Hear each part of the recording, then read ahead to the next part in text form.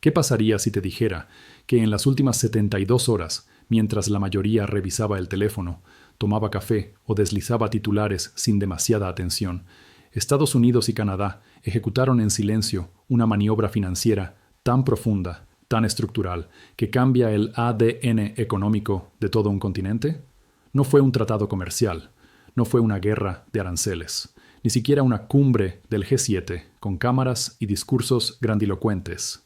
Esto ocurrió a puertas cerradas, en salas seguras, con correos cifrados, memorandos, tachados y lenguaje técnico diseñado para que casi nadie entienda lo que realmente está pasando. Y sin embargo, dentro de un año, tu cuota hipotecaria podría no ser la misma. El precio de los alimentos podría moverse. Incluso el valor de tu jubilación, tu 401(k), tu RRSP, podría estar directamente condicionado por decisiones tomadas en esas habitaciones silenciosas. La verdadera pregunta es esta: ¿por qué nadie lo vio venir? ¿O acaso algunos sí lo vieron y simplemente no lo dijeron? Porque si uno escarba en la historia financiera, entre ciclos de auge, colapso y rescate, aparece siempre el mismo patrón, un ritmo, una secuencia que, hasta ahora, siempre terminaba de la misma manera. Hasta ahora. Hoy vamos a correr el telón del mayor giro monetario coordinado en la historia de América del Norte. Y lo que vas a ver no es solo cambio. Es algo más inquietante, transformación irreversible. Quédate, porque lo que viene no afecta solo a Wall Street o Bay Street. Te afecta a vos. Para entender lo que acaba de ocurrir, no tenemos que retroceder a la semana pasada, ni siquiera a la última década. Tenemos que viajar hasta 1944, a un salón de hotel en New Hampshire. La Segunda Guerra Mundial todavía no había terminado. Pero economistas de 44 países aliados se reunieron en el Hotel Mount Washington para diseñar algo que, a largo plazo, sería tan decisivo como cualquier victoria militar: el orden financiero del mundo de posguerra. De ahí nació Bretton Woods, un sistema donde las monedas se anclaban al dólar estadounidense, y el dólar, a su vez, estaba respaldado por oro. Estabilidad, previsibilidad, confianza. Durante casi 3 décadas funcionó, hasta que dejó de hacerlo. En 1971, el presidente Richard Nixon cerró la ventana del oro.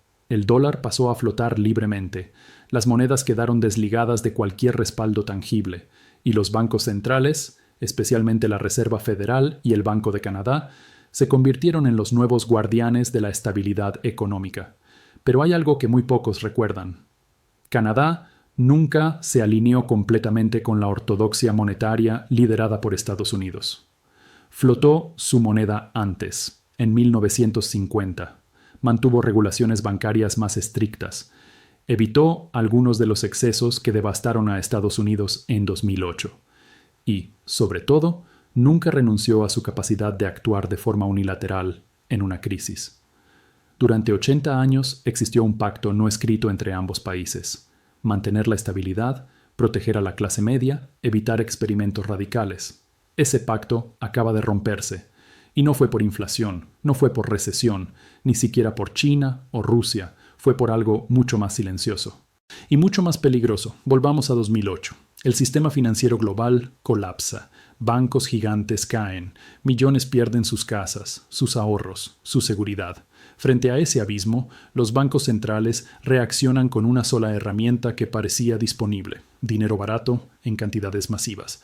La Reserva Federal lanza la expansión cuantitativa. Compra billones en bonos. El Banco de Canadá sigue el mismo camino, aunque a menor escala. Las tasas de interés caen a cero. El mensaje es claro: hay que mantener el sistema vivo a cualquier costo. Durante más de una década, el dinero prácticamente no tuvo precio. En la superficie, todo parecía funcionar. Las bolsas subían. El desempleo bajaba. Los titulares hablaban de recuperación. Pero debajo de esa calma aparente, algo empezaba a pudrirse. Porque el dinero barato no solo infla acciones, infla todo: viviendas, educación, salud, alquileres, incluso autos usados. En Canadá, la deuda de los hogares superó el 180% de los ingresos disponibles, más alta que la de Estados Unidos antes de la crisis subprime.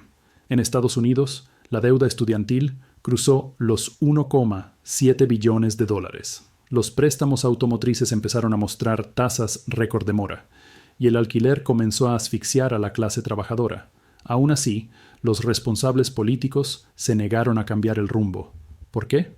Porque subir tasas implicaba pinchar la burbuja, y pinchar la burbuja significaba asumir el costo político y económico de años de malas decisiones. Entonces eligieron otra cosa: postergar. Más liquidez, más estímulo, más tiempo. La emergencia permanente se volvió la norma. Y entonces llegó 2020. Cuando la pandemia golpeó, los gobiernos no solo abrieron las compuertas monetarias, las volaron con dinamita. Estados Unidos distribuyó más de 5 billones de dólares en estímulos directos. Canadá lanzó el programa CERB, repartiendo cerca de 80,000 millones en ayudas de emergencia. Los bancos centrales compraron bonos a una velocidad nunca vista. En solo 12 meses, la oferta monetaria M2 en Estados Unidos creció un 40%, el mayor salto desde la Guerra Civil. En Canadá, el dinero amplio creció un 25%. El resultado fue inmediato: activos por las nubes, cripto, tecnológicas, casas suburbanas, campos agrícolas, NFTs ridículos vendidos por millones. Pero los salarios reales no acompañaron. Las cadenas de suministro se rompieron, y la inflación, declarada muerta durante décadas, regresó con furia. En 2022, Estados Unidos tocó el 9,1%, Canadá el 8,1%. Los bancos centrales entraron en pánico y subieron tasas al ritmo más agresivo en 40 años. Y acá ocurre algo clave. El sistema no colapsó, no porque estuviera sano, sino porque ya estaba profundamente dañado. En lugar de una crisis abierta, entramos en una especie de limbo económico. Se habló de aterrizaje suave. El empleo se sostuvo. Los mercados se estabilizaron. Pero las grietas seguían creciendo. Inmobiliario comercial en caída libre en Toronto y San Francisco. Bancos regionales estadounidenses colapsando. Fondos de pensión canadienses reduciendo exposición a bonos del Tesoro de Estados Unidos. Nada se estaba arreglando. Solo se estaba conectando todo más fuerte. Y ahí llegó el verdadero punto de quiebre. No con un anuncio, no con una conferencia de prensa, no con titulares. Llegó escondido en 2 avisos técnicos, uno de la Reserva Federal, otro del Banco de Canadá, emitidos con apenas 12 horas de diferencia, a comienzos de enero de 2026. A simple vista, parecían actualizaciones rutinarias sobre marcos de colateral. Pero quienes entienden el sistema supieron al instante que esto no era rutina. Por primera vez en la historia, Estados Unidos y Canadá acordaron reconocer mutuamente su deuda soberana como colateral de nivel 1 en todos los sistemas de compensación financiera. No solo bancos, fondos de pensión, aseguradoras, derivados transfronterizos. En lenguaje claro, los bonos del Tesoro estadounidense y los bonos del gobierno canadiense pasaron a ser intercambiables dentro del sistema financiero norteamericano. Y eso cambia absolutamente todo. Entonces la pregunta real no es si esto es bueno o malo. La pregunta es qué tipo de sistema estamos construyendo. Cuando 2 economías se integran a nivel monetario, no solo comparten beneficios, comparten errores, comparten excesos, comparten fragilidades. Si Estados Unidos entra en una espiral de déficits imposibles de financiar, Canadá ya no puede mirar desde la vereda de enfrente. Y si Canadá sufre una corrección profunda en vivienda o recursos, los balances estadounidenses no quedan indemnes. La integración no elimina el riesgo, lo redistribuye. Durante décadas, Canadá funcionó como un contrapeso silencioso, un sistema bancario más conservador, una regulación más estricta, un recordatorio incómodo de que no todo crecimiento debía ser apalancado. Esa voz hoy queda alineada, sincronizada, absorbida en nombre de la estabilidad continental. Y la estabilidad, históricamente, es una palabra peligrosa, porque muchas veces no significa salud, significa postergación, significa pegar con cinta un sistema que cruje, significa suavizar los síntomas mientras la causa se profundiza, como una falla geológica sellada a la fuerza. Aguanta hasta que no. La historia es clara en algo. Las grandes fusiones monetarias nunca colapsan de inmediato. Primero generan calma, luego eficiencia, después dependencia y finalmente rigidez. Cuando llega el shock real, no el pequeño sino el sistémico, La estructura ya no puede adaptarse. Eso es lo que está en juego ahora. No estamos presenciando el nacimiento de una nueva era de prosperidad garantizada. Estamos viendo el cierre de una puerta, la de la política monetaria verdaderamente independiente en América del Norte. A partir de ahora, cada decisión pesa más. Cada error se amplifica. Cada desequilibrio cruza fronteras sin pedir permiso. Y para quienes están del lado ciudadano, del lado del ahorro, del salario, de la jubilación, esto exige una cosa por encima de todas: conciencia. Conciencia de que tu hipoteca ya no responde solo a tu país. Conciencia de que tu fondo de retiro está atado a una arquitectura continental.